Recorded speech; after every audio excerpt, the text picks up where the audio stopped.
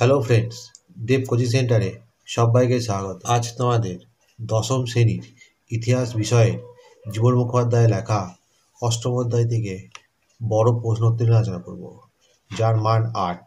দেখো, আজকের প্রথম প্রশ্ন, স্বাধীনতার পর দেশীয় রাজ্যগুলির ভারতভুক্তি সম্পর্কে কি জানো? এর উত্তরে লিখবে 1947 খ্রিস্টাব্দে ভারতের স্বাধীনতা আইন অনুসারে 1947 খ্রিস্টাব্দের 15ই আগস্ট অবিভক্ত ভারত দ্বিখণ্ডিত হয়ে স্বাধীনতা লাভ করে এবং ভারত ও পাকিস্তান নাম দুটি পৃথক স্বাধীন রাষ্ট্রের সৃষ্টি হয়। স্বাধীনতা লাভের আগে বা দেশভাগের আগে পর্যন্ত ভারতীয় ভূখণ্ডে ব্রিটিশদের প্রত্যক্ষ শাসনাঞ্চল ছাড়াও ভারতের বিভিন্ন অঞ্চলে ছড়িয়ে ছিটিয়ে থাকা ছোট বড় মিলিয়ে 6 শতাধিক দেশীয় রাজ্য অবস্থিত ছিল। এই সমস্ত দেশীয় রাজ্যগুলি ব্রিটিশ সরকারের সার্বভৌমত্বের অধীনে স্বশাসনের অধিকার ভোগ করত। ছোট বড় প্রায় 56টি রাজ্যের অধীনে ছিল মোট ভারতীয় ভূখণ্ডের শতকরা 40% ও ভারতের বিভিন্ন অঞ্চলে অবস্থিত দেশীয় রাজ্যগুলির সমষ্টিগত আয়তন ছিল সমগ্র ভারতীয় ভূখণ্ডের 40%। এই সময়ে ভারতের মোট জনসংখ্যা ছিল 39 কোটি, যার মধ্যে দেশীয় রাজ্যগুলির জনসংখ্যা ছিল 9 কোটি। স্বাধীনতা লাভের পর ভারতের বিভিন্ন অঞ্চলে ছড়িয়ে ছিটিয়ে থাকা এই সমস্ত রাজ্যগুলির ভবিষ্যৎ নিয়ে জটিল সমস্যার সৃষ্টি হয়। স্বাধীনতার পূর্বে 1946 খ্রিস্টাব্দের 16ই মে ব্রিটিশ প্রধানমন্ত্রী ক্লিমেন্ট এটলির প্রেরিত মন্ত্রী মিশন বা ক্যাবিনেট মিশন ঘোষণা করে যে 1. ভারতবর্ষ স্বাধীন হওয়ার পর দেশীয় রাজ্যগুলির ওপর ব্রিটিশ আধিপত্য অবসান ঘটবে। 2.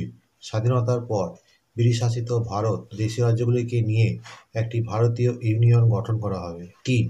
বিদেশ নীতি নির্ধারণ, প্রতিরক্ষা ব্যবস্থা এবং যোগাযোগ ব্যবস্থার উপরে এই ভারতীয় ইউনিয়ন সরকারের কর্তৃত্ব বজায় থাকবে এবং অন্যান্য দেশীয় রাজ্যগুলিতে নিজ নিজ শাসকের অধিকার বজায় থাকবে।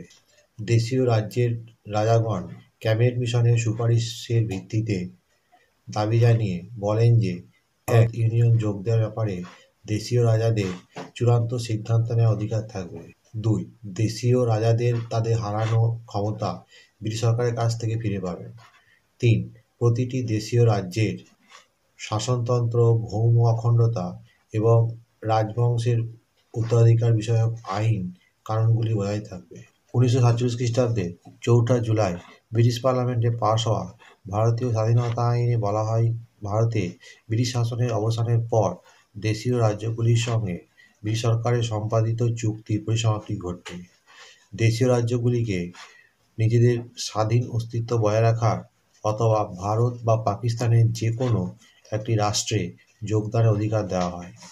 এই আইন ঘোষিত হওয়ার সময় ইংল্যান্ডের অ্যাটর্নি জেনারেল হার্টলেস ক্রস এবং ব্রিটিশ প্রধানমন্ত্রী ক্লিমেন্ট এটলি বলেন যে 2 শক্তিধর রাষ্ট্রের মধ্যে অবস্থিত হওয়ার জন্য দেশীয় রাজ্যগুলির অস্তিত্ব বিপন্ন হবে এবং মহাদেশে অশান্তি বাড়বে। এছাড়া ভারত ও পাকিস্তান উভয় দেশেরই ভৌগোলিক সংহতি বিঘ্নিত হবে এবং উভয় দেশের মধ্যে সশস্ত্র সংঘাতের সম্ভাবনা বাড়বে।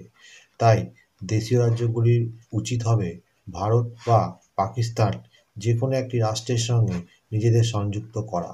ভারতীয় নেতৃবৃন্দ স্বাধীনতা লাভের পূর্বে উপলব্ধি করেছিলেন যে ভারতের অভ্যন্তরভাগে অবস্থিত কোনো দেশীয় রাজ্য পাকিস্তানে যোগ দিলে বা স্বাধীন থাকলে তা স্বাধীন ভারতের সার্বভৌমত্বের পক্ষে বিপজ্জনক হবে।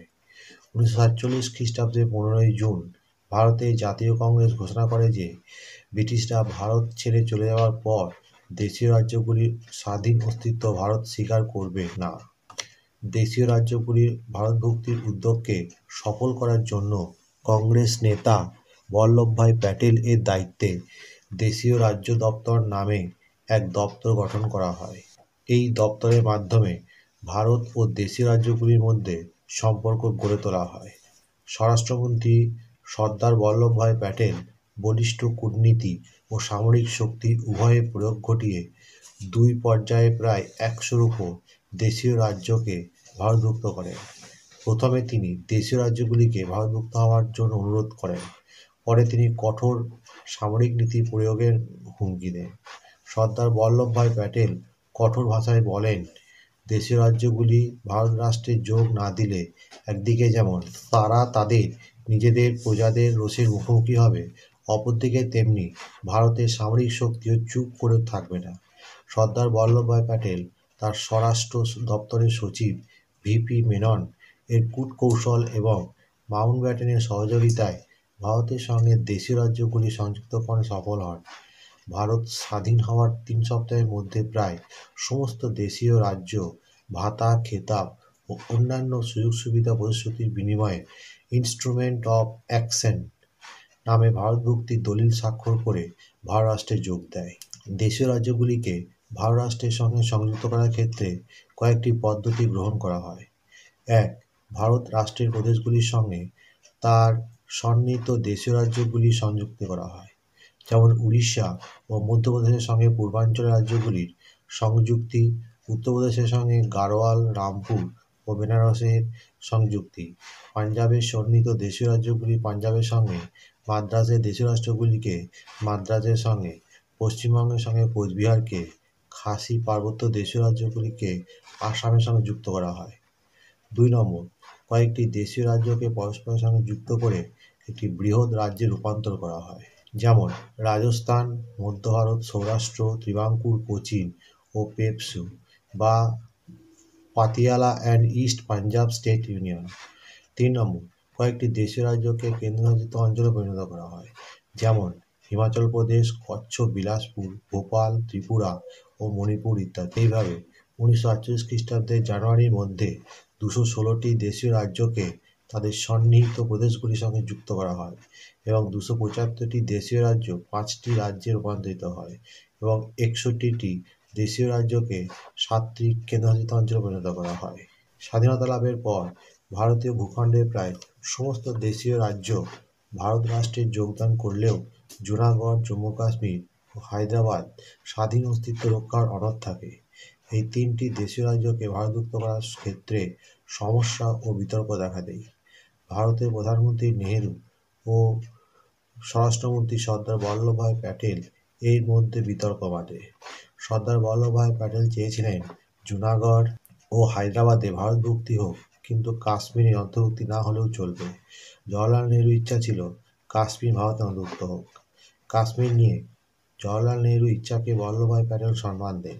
অবশেষে এই 3টি দেশীয় রাজ্যকে ভারত রাষ্ট্রে অন্তর্ভুক্ত করা হয়। কাশ্মীরকে ভারতভুক্তির সময় ভারত ও পাকিস্তানের মধ্যে বিবাদ বাধে।